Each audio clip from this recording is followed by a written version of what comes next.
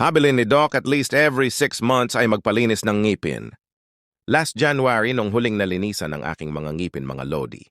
Kaya naman nagpa-schedule ang inyong Kuya Earl ng cleaning service sa Innodent Dental Clinic.